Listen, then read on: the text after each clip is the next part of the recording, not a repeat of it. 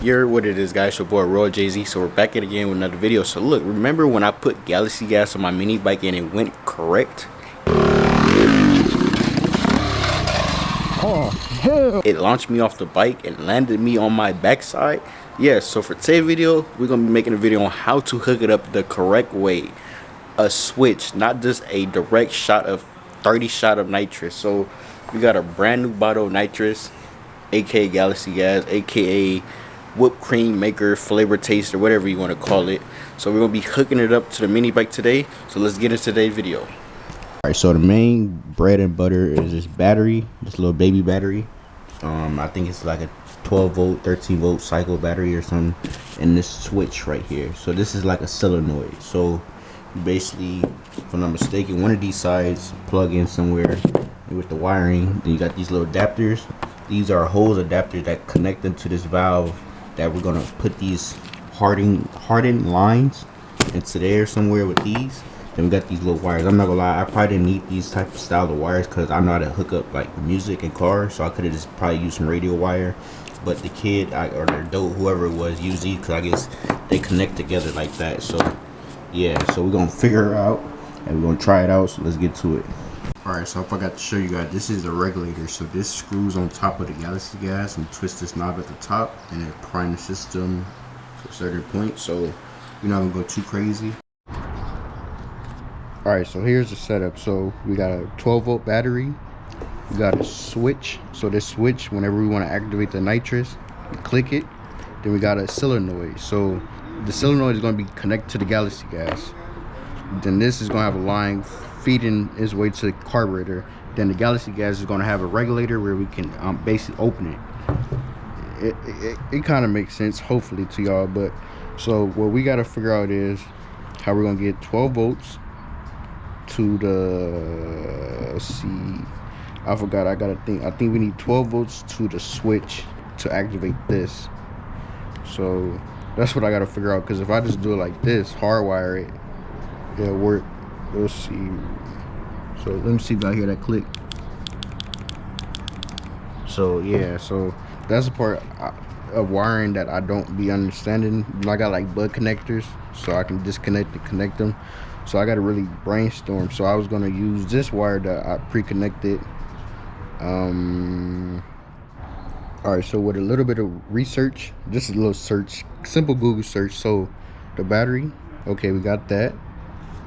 Alright, then we come to here. So we're gonna wire in our switch we're gonna wire in our switch to the red. Then we're gonna tee it off to the back to the switch. Alright, so alright, I get it now. So basically something like this. So let's see. Alright,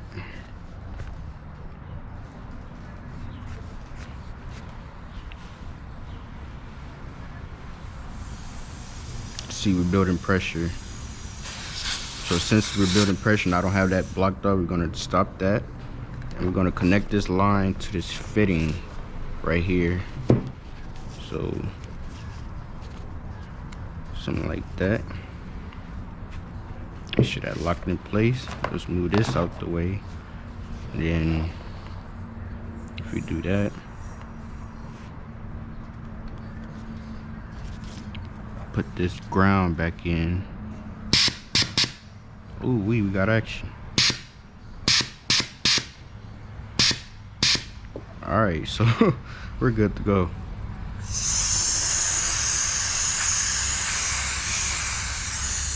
Alright, so since I control it on the regulator, what we're gonna do, we're gonna probably put this at like 5. Let's see if we can set it to 5. Just get a little 5 shot.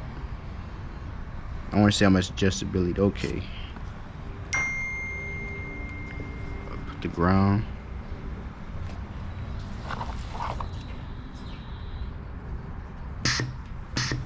Oh yeah, that's good right there. So we're gonna test it with a 5 shot, but we might not do it in today's video because I'm not finna, you know. Alright, so I was sitting here thinking, how am I gonna mount this Galaxy gas into this carburetor correctly? Last time I did, I just zip tied a hole pointed into the mount of the carburetor. So I'm not gonna lie, I figured out, well, I already knew this, but at the top of this jet, you can pull it out. So it normally comes stock with this. This is basically like a blank style jet. So it's no purpose for this to be here. So basically what I'm going to do, I'm going to put a real main jet, a 110 main jet at the top of here because it threads in. And I'm going to put that up there. And I'm going to basically put a fill line on top of this. I'll probably zip tie, but I'm going to prime this and see if I see stuff coming out the middle. Because it is a little hole right there. So we're going to do it like that with a zip tie right here. And we're just going to see if it works. But I'm going to be right back.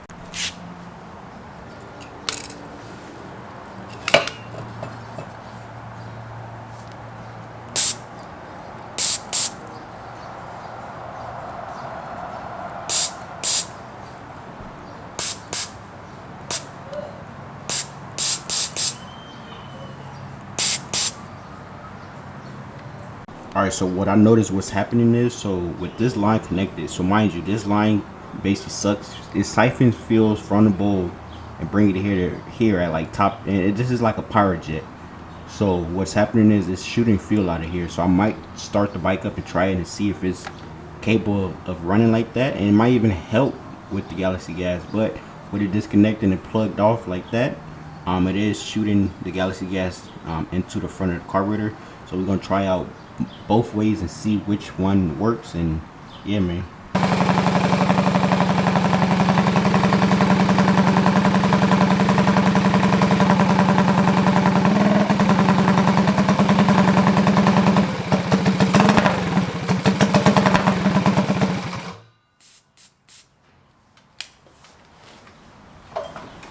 Alright, so trying it like this is not going to work. So all it's doing is blowing fuel out of the bowl, out of these little jets.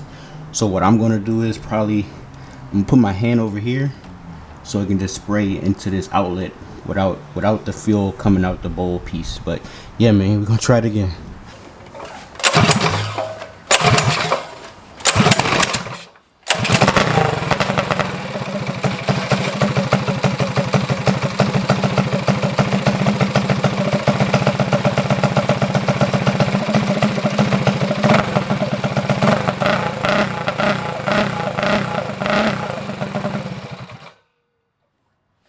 Alright, so we're going to scrap this whole idea of using this top little jet piece.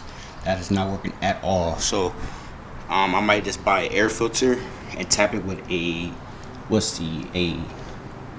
thread pitch style MBT bar fitting. I'm going to put a bar fitting on the air filter, and then we're just going to slap it onto the carburetor because this is not working. Even with me plugging it, it's not enough volume.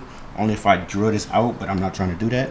So we're gonna just probably on the next video we're gonna get an air filter and put it right there and see. But y'all seen that it was moving by itself with me just putting it in front of the carburetor. So it do work and we can control it now. Alright, so that is good. So at least we know that it's working. The switch setup, the relays, and all that stuff is working. So what we're gonna do probably in the next video is we're going to finalize all the wiring. We're gonna heat shrink all the wiring together and maybe electrical tape it so we can make it nice and neat onto the bike and figure out how we're gonna mount the battery.